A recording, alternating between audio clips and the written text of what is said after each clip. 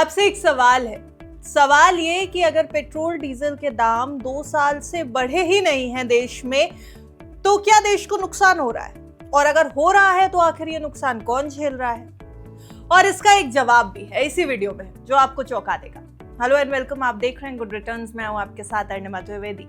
आज इस वीडियो में एक बहुत बड़ी खबर और एक बहुत बड़े खुलासे के बारे में बात करते हैं।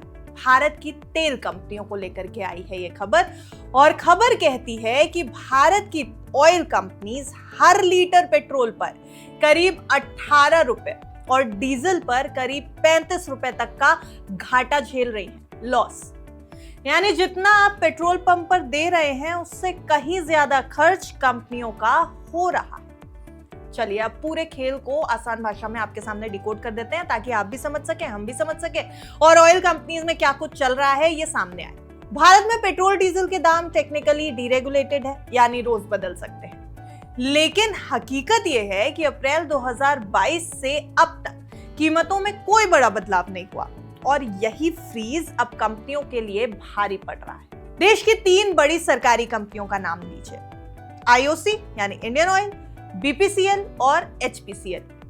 लगातार नुकसान में है ये तीनों कंपनियां, क्योंकि ग्लोबल क्रूड ऑयल के दाम तेजी से ऊपर नीचे हो रहे हैं। रूस यूक्रेन युद्ध के बाद क्रूड $100 प्रति बैरल के ऊपर गया, फिर $70 तक गिरा और अब फिर से करीब $120 पर बैरल तक पहुंच चुका है।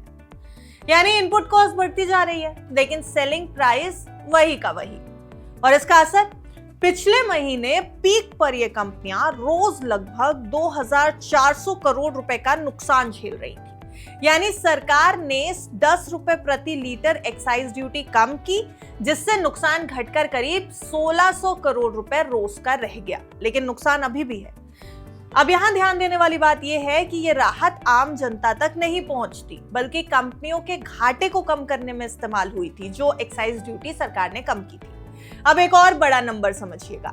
अगर क्रूड ऑयल में सिर्फ $10 पर बैरल की बढ़ोतरी होती है, यानी एक बैरल पर $10 की बढ़ोतरी, तो कंपनियों का घाटा लगभग 6 रुपए प्रति लीटर और बढ़ जाता है। लेकिन यह घाटा धीरे धीरे नहीं, बहुत तेजी से बढ़ता है। मार्च महीने में हालात इतने खराब हो गए कि जनवरी फरवरी का पूरा मुनाफा खत्म हो गया, और अब उम्मीद यह है कि कंपनियां जनवरी मार्च तिमाही में लॉस दिखा सकती हैं। अब आइए एक और बड़े सवाल पर कि आखिर आगे क्या। देखिए, एक रिपोर्ट्स की माने जो आ रही है हमारे सामने, तो उनके मुताबिक अगर यही हाल रहा तो राज्य चुनावों के बाद पेट्रोल डीजल के दाम बढ़ सकते हैं, क्योंकि इतना बड़ा घाटा लंबे समय तक टिक नहीं सकता। तो अभी आप जो स्टेबल प्राइसेस वाला सिनेरियो देख रहे हैं, वो असल में एक टेम्पररी रिलीफ है, आपको भी और हमको भी। बहुत ही समय अनुसार ये रिलीफ दी गई है। सच ये है कि या तो कंपनियां और ज्यादा नुकसान झेलेंगी, या फिर आने वाले समय में आपको पेट्रोल पंप पर बड़ा झटका देखने को मिल सकता है।